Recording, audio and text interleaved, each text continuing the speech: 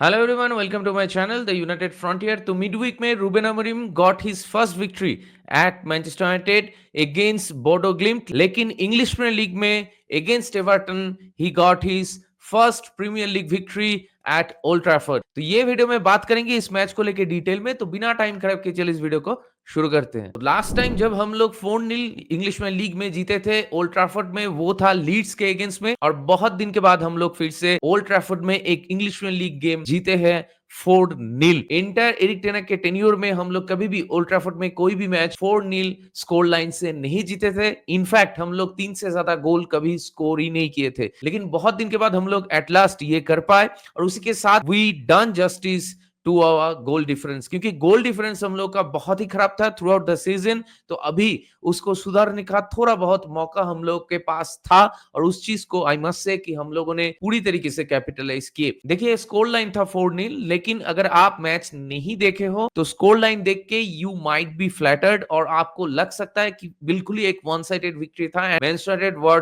Dominant. मतलब ये बात इंटरली ट्रू नहीं है। मतलब हम लोग इंटायर मैच में ही हम लोग टॉप नॉच नहीं थे, और उसी के साथ स्कोर लाइन देख के जो चीजें लगता है अक्सर वो चीजें वैसा नहीं होता। तो आई मस्ट से कि it was not a perfect game, not a perfect performance from us against a team like Everton, लेकिन बिट्स एंड पीसेस में पॉजिटिव्स दिखे और हम लोग का इंटेंशन सही दिखा, और बिट्स एंड पीसेस में हम लोग अच्छा भी खेले। जो सबसे इंपॉर्टेंट है कि हम लोग अपना चांस लिए इस मैच में, और जो कन्वर्शन रेट खराब होने की हम लोग बात करते हैं अक्सर, ये मैच में we did justice to that as well. तो अगर टीम लाइनअप की बात करें तो हम लोग को फिर से ये मैच में कुछ चेंजेस देखने को मिला from the midweek game, और यहाँ पे हम लोग को पहली बार कोबी मेनू को स्टार्ट करते हुए देखा along side Casemiro. Eight the back हम लोग माजरोई, डिलीट एंड लीचा के साथ ही शुरू किए थे। लेफ्ट विंग बैक में डायलॉग खेल रहा था, राइट विंग बैक में अमाद के साथ हम लोग शुरू किए थे, और अप फ्रंट हम लोग मार्कस राशफोर्ड के साथ शुरू किए थे, और उसके पीछे हम लोग ब्रूनो एंड जर्सी के साथ शुरू किए थे। तो मैच जब शुरू होता है तो आई मस्ट से कि पहले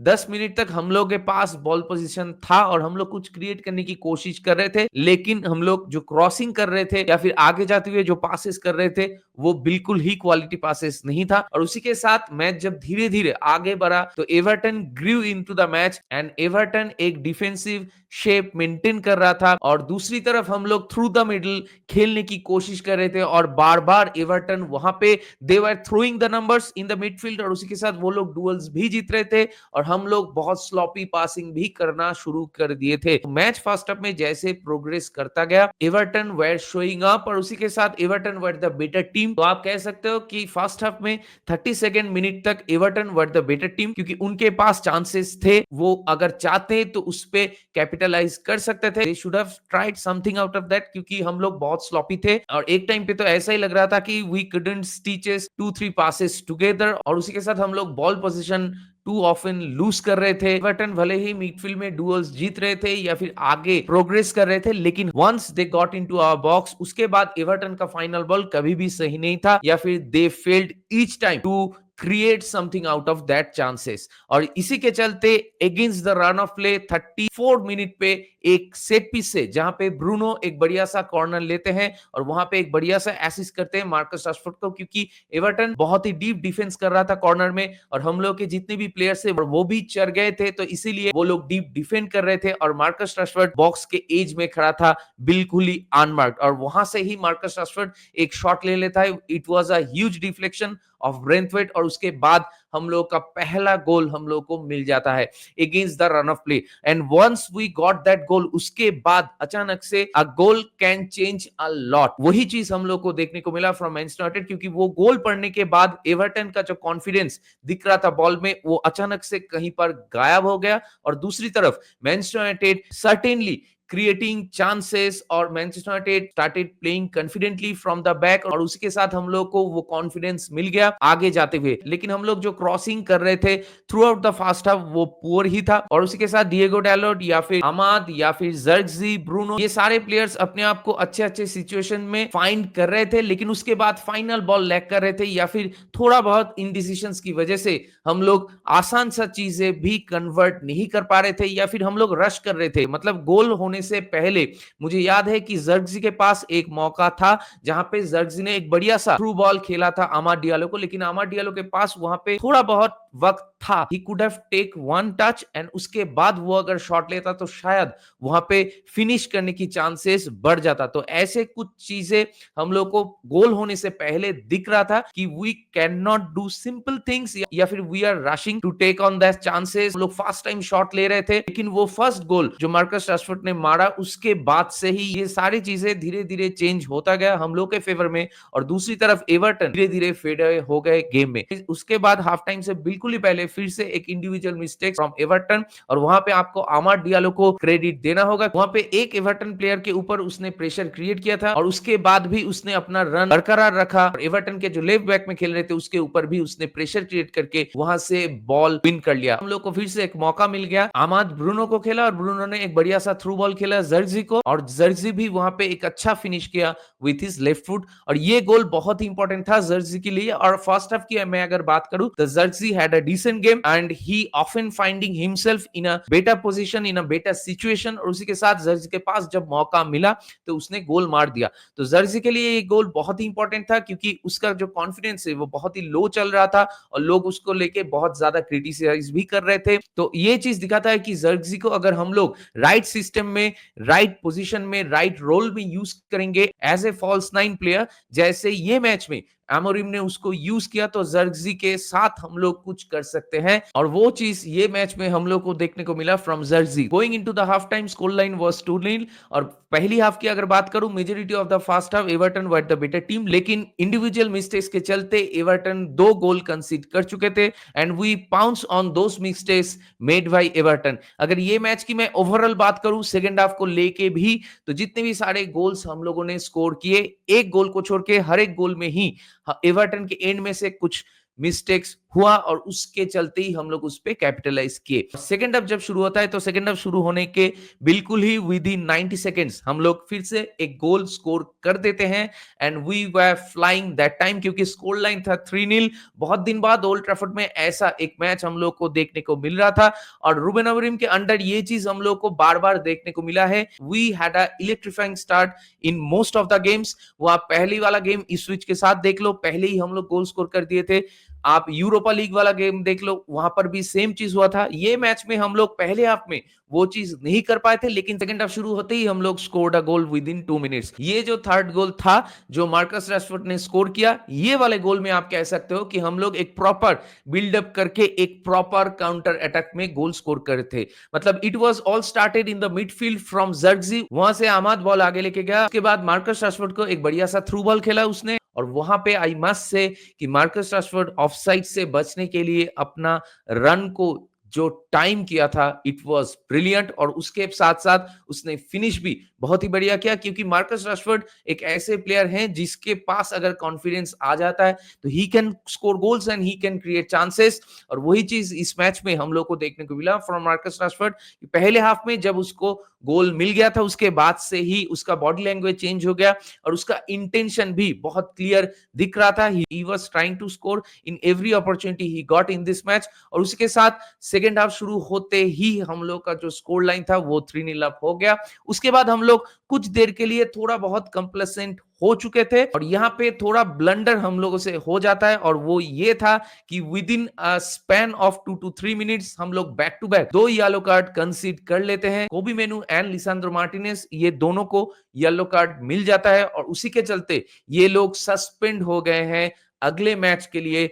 जो मैच हम लोग का है आर्सेनल के अगेंस्ट में। तो एक इंपॉर्टेंट मैच है और एक बहुत ही टफ फिक्चर है, जो कि एक अवे मैच है एमिरेट्स स्टेडियम में। तो वो मैच में लिसांद्रो मार्टिनेज या कोबी मेनू, ये दोनों को ही हम लोग नहीं खिला सकते। इट इज अ शेम कि एवर्टन के साथ हम लोग 3-0 अप थे, और उसके बाद हम लोग थोड़ा स्लॉपीनेस दिखा रहे थे फील्ड पे, और थोड़ी टाइम के लिए we lost our concentration and Kobbie Mainoo and Lisandro Martinez pick those yellow cards. मतलब या we could have avoided that, लेकिन it is what it is. लेकिन एक चीज आप लोग को रूबेन अमोरिम को दाद देना होगा, और वो ये कि Ruben Amorim is very good with his substitutions। मतलब रूबेन अमोरिम कभी भी वक्त नहीं लेते ज्यादा सब्स्टिट्यूट करने में, और दूसरी तरफ एक क्लियर कट प्लान, एक क्लियर कट फिलोसॉफी दिखेगा उसके सब्स्टिट्यूशन में कि जब लिसांद्रो मार्टिनेज, येलो कार्ड लिसांद्रो मार्टिनेज को मिल गया, उसी वक्त उसने डिलीट को विड्रॉ कर लिया और हैरी मैग्वायर को सब्स्टिट्यूट करके लेके आए, which is a good thing for him, क्योंकि एक इंजरी से वो वापस आ रहा है। और उसी के साथ आर्सेनल वाला मैच में अभी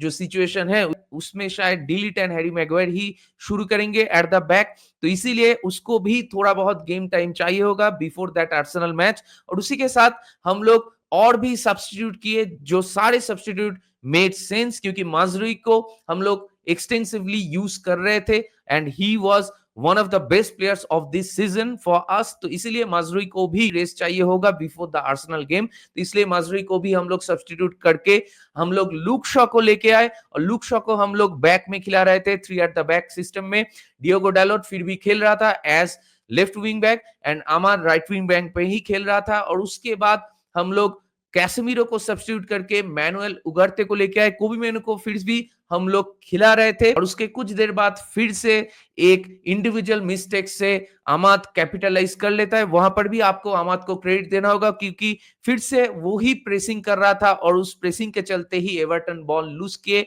एक मिस्टेक कमिट किए, और वहां से हम लोग अपना 4th गोल स्कोर कर दिया। और वहां पे अहमद को आपको क्रेडिट देना होगा, not just because of that pressing and winning the ball, लेकिन वहां पे जर्गजी को थ्रू बॉल देने से पहले अहमद भी शॉट ले सकता था, लेकिन जर्गजी एक ऐसे पोजीशन में था जहां पे गोल होने के चांसेस ज्यादा था, तो इसलिए he took the right decision and he made a clear cut opportunity for Zirkzee. Zirkzee couldn't ask for a better pass from Amad than this, और वहां से जर्गजी अपने राइट फुट से सेकंड गोल स्कोर कर देता है। मतलब जर्गजी का 2 गोल, एक गोल उसने लेफ्ट फुट से स्कोर किया और दूसरा गोल उसने राइट फुट से स्कोर किया, और ओवरऑल मैच में जर्सी का performance it was very very good. और उसी के साथ एक ऐसे प्लेयर जिसको लेके हम लोग ज्यादा क्रिटिसाइज कर रहे थे, जो प्रेशर उसके शोल्डर में बिल्ड हो रहा था, to some extent it is now off, और उसी के साथ उसको एक ह्यूज कॉन्फिडेंट बूस्ट भी मिलेगा। और दूसरी तरफ आमाड डियालो को भी आपको क्रेडिट देना होगा, क्योंकि ही वाज फेनोमेनल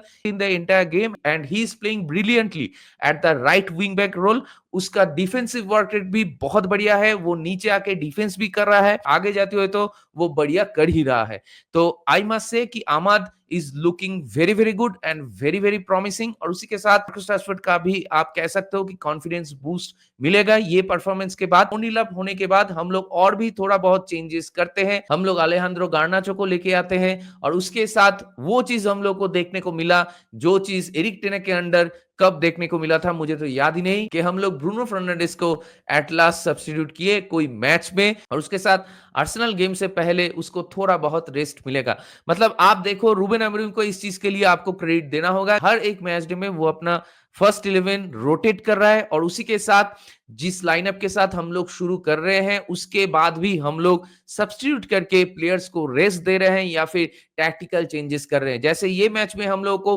बाद में देखने को मिला कि हम लोग मेसन माउंट को लेके आए, कोबी मेनू को भी हम लोग सब्स्टिट्यूट कर दिए थे। और यहाँ पे और एक पॉइंट मैं कहना चाहता हूं कि once we are getting our player back from the injury, अभी हम लोग का जो बेंच है वो थोड़ा बहुत स्ट्रॉन्ग दिख रहा है और थोड़ा बहुत स्क्वाड डेप्थ भी दिख रहा है, क्योंकि जो फर्स्ट 11 के साथ हम लोग ये मैच शुरू किए थे उसके बाद भी अगर बेंच में हम लोग देखें तो बेंच पे लुक शॉ था, हॉयलैंड था, मेसन माउंट था, उगार्ते था, हैरी मैग्वायर था, अलेहांद्रो गार्नाचो था। It was a pretty decent bench we have, क्योंकि टाइरेल मलासिया भी वापसी कर चुके हैं और अभी कुछ दिन में शायद लेनी यूरो को भी हम लोग को देखने को मिलेगा, which is really really very good for us. और उसी के साथ 4-0 होने के बाद मैच में हम लोग चांस क्रिएट करने की कोशिश कर रहे थे, थोड़ा बहुत सिट बैक कर रहे थे या फिर वेट कर रहे थे for a perfect counter attack opportunity, और वो अपॉर्चुनिटीज या हाफ चांसेस हम लोग के पास था, लेकिन हम लोग गोल स्कोर नहीं कर पाए। लेकिन we had some chances, we could have scored more goals. और सेकंड हाफ की अगर बात करें तो सेकंड हाफ में Everton was not there in the entire half.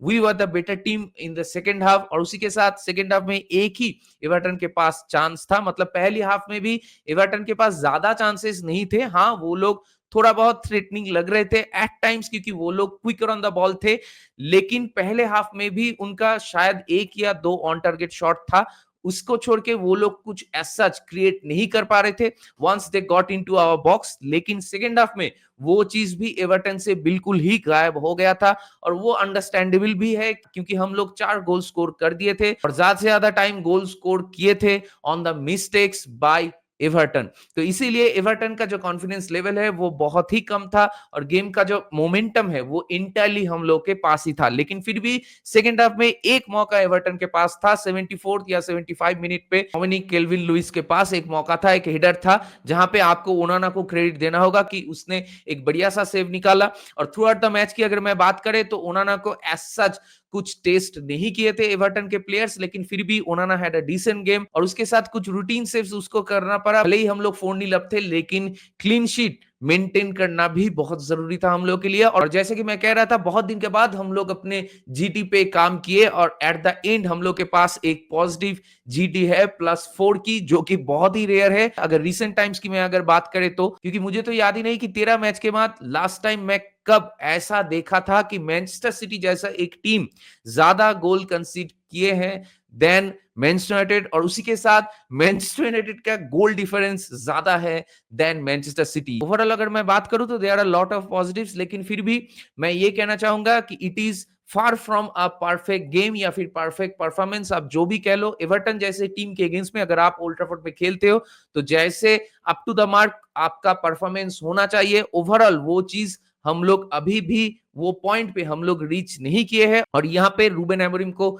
फिर से आपको क्रेडिट देना होगा, क्योंकि आफ्टर द मैच जो प्रेस कॉन्फ्रेंस उसने किया वहां पे उसने ये चीज साफ साफ कहा कि हाँ, बिट्स एंड पीसेस में हम लोग अच्छा खेल रहे थे, हम लोग गोल भी स्कोर कर रहे थे, या फिर काउंटर पे हम लोग थ्रेटनिंग लग रहे थे, या फिर सेकेंड हाफ में we were quicker on the ball, लेकिन अभी भी बहुत कुछ इंप्रूव करना बाकी है, क्योंकि at times we were sloppy, या फिर हम लोग भी गलतियां कर रहे थे। अगर कोई क्वालिटी ऑपोजिशन के अगेंस्ट में, मान लो कि मिड वीक में जो आर्सेनल के साथ मैच है उनके साथ अगर हम लोग ऐसे गलतियां कर देते हैं तो वहां पे हम लोग को खामियाजा भुगतना पड़ेगा। इसलिए उसने ये चीज साफ साफ कहा है कि we need time and we need to train ourselves for improvement, और यही चीज दिखाता है कि he is honest and also he is a realistic man. इसलिए रूबेन अमोरिम को आपको क्रेडिट देना होगा, क्योंकि उसके सिस्टम या फिर उसके फिलोसॉफी के अकॉर्डिंगली हम लोग प्लेयर्स को यूज कर रहे हैं ऐसे ऐसे पोजीशन में ताकि उस प्लेयर को हम लोग ज्यादा कैपिटलाइज कर सके। और इसका प्राइम एग्जांपल है आमाड डियालो, जर्जी या फिर मार्कस राशफोर्ड।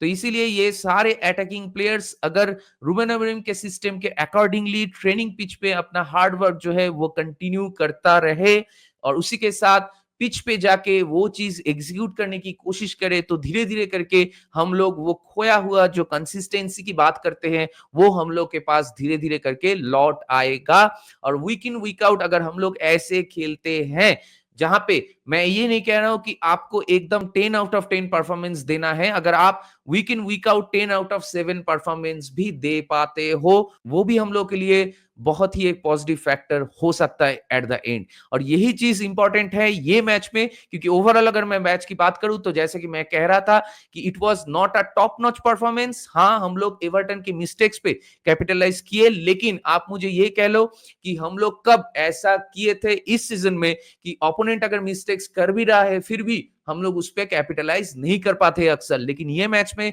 इंपॉर्टेंट था कि ऐसे अगर चांसेस आपको मिलता है तो उस पर आपको कैपिटलाइज करना होगा, और मच नीडेड 3 पॉइंट था before going to the game against Arsenal, क्योंकि आर्सेनल वाला गेम से हम लोग का एक ट्रिकी रन ऑफ फिक्चर्स आने वाला है, क्योंकि आर्सेनल के साथ मिड वीक में हम लोग का गेम है, उसके बाद नॉटिंघम फॉरेस्ट के साथ होम मैच है, और उसके बाद मैनचेस्टर सिटी के साथ एवे मैच है, और इन बिटवीन विक्टोरिया प्लाज़न के साथ यूरोपा लीग में एक एवे मैच भी है जो कि उतना भी आसान नहीं है। तो ट्रिकी रन ऑफ फिक्चर्स आने वाला है, और उससे पहले ये जीत हम लोग के लिए बहुत ही इंपॉर्टेंट था। और मैच बाय मैच अगर हम लोग एसेस करें, इप्सविच वाला मैच, बोडो ग्लिम्स के अगेंस्ट वाला मैच, और उसके बाद एवर्टन वाला मैच, तो धीरे धीरे एक प्रोग्रेस हम लोग को दिख रहा है बिट्स एंड पीसेस में। एक मैच में पॉजिटिव चीजें दिख रहा है, और वो चीज धीरे धीरे इंक्रीज होते हुए दिख रहा है। तो हम लोग चाहेंगे एज ए यूनाइटेड फैन कि ऐसे ही हम लोग धीरे धीरे करके आगे बढ़ते रहे। और आर्सेनल के साथ अभी हम लोग कैसे खेलेंगे वो देखने वाली बात होगी, क्योंकि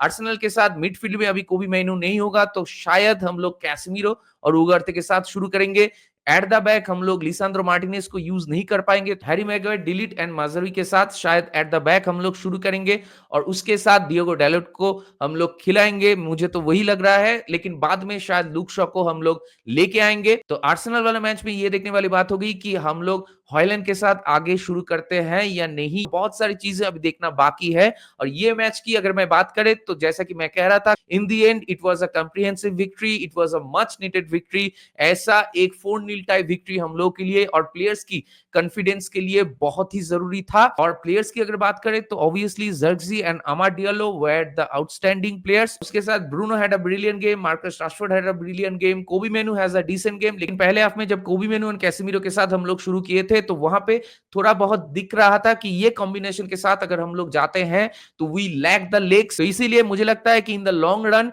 कोबी मेनू एंड मैनुअल उगार्ते को ही हम लोग एज अ मिडफील्ड कॉम्बो देखेंगे। और उसी के साथ हम लोग का जो डिफेंस लाइनअप है उसमें Mazraoui once again was the best player और उसी के साथ André Onana had a brilliant game. Diogo Dalot at times अच्छा खेल रहा था, थोड़ा बहुत डिफेंसिवली स्लॉपीनेस भी दिख रहा था एट टाइम्स, लेकिन overall he had a decent game. तो in the end it was a great victory for us, especially keeping in mind कि ब्राइटन ने पॉइंट लॉस किया है ये गेम वीक में, उन्होंने मैच ड्रॉ किया है साउथहैम्पटन के साथ, न्यूकैसल ने पॉइंट लॉस किया है, एस्टन विला ने पॉइंट लॉस किया है, टॉटनहम ने पॉइंट लॉस किया है। तो इसीलिए हम लोग के लिए ये 3 पॉइंट बहुत ही जरूरी था, क्योंकि अभी आगे जाते हुए हम लोग को मालूम नहीं कि Arsenal, Nottingham forest and Manchester city, ये 3 गेम में जो 9 पॉइंट्स हैं उसमें से हम लोग कितना पॉइंट ले पाएंगे। मैं अगर मेरा पर्सनल ओपिनियन दूं तो मुझे लगता है कि आर्सेनल वाला गेम अगर आप हार भी जाते हो तो मैनचेस्टर सिटी के साथ आप मिनिमम ड्रॉ करने की कोशिश करो और दूसरी तरफ नॉटिंघम फॉरेस्ट के साथ आपको 3 पॉइंट लाने की कोशिश करना चाहिए। तो अगर ये पॉसिबल 9 पॉइंट से हम लोग 4 पॉइंट लेके आते हैं तो I will be happy at the end. देखते हैं आगे जाते हुए क्या होता है। तो ये मैच को लेके आप लोग का क्या राय है, आप लोग का क्या मानना है, मेरे साथ जरूर शेयर कीजिए। और रूबेन अमोरिम की इन गेम मैनेजमेंट को लेके भी आप लोग का क्या मानना है, मेरे साथ जरूर शेयर कीजिए। तो दैट बीइंग सेड, इस वीडियो को चलिए यहीं पे रैप अप करते हैं। अगर आप मेरे चैनल में नए हो तो मुझे जरूर सब्सक्राइब कीजिए, इस वीडियो को लाइक कीजिए और शेयर कीजिए अपने दोस्तों के बीच जिनको ऐसे वीडियोस देखना पसंद है। तो बहुत जल्दी मिलेंगे अगले वाले वीडियो में, तब तक ख्याल रखिए अपना। Take care, glory glory Manchester United and keep the red flag high.